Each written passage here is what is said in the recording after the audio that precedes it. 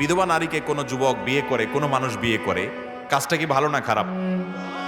একজন মাজলুমা, একজন অত্যাচারিতা, একজন নিগৃহীতা, একজন নির্যাতিতা, একজন অসহায় নারীকে যদি কেউ বিয়ে করে তার উপকার করে, পরিবারকে কথা থেকে বাঁচায় এবং আশ্রয় হয়ে দাঁড়ায়, তাহলে সেক্ষেত্রে কাজটা ভালো হলো না খারাপ হলো?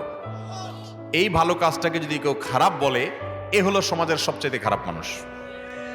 অতএব আমরা এগুলোর বিরুদ্ধে প্রত্যেকটা মানুষকে কাজ করতে হবে, চেষ্টা করবো তো ইনশাআল্লাহ।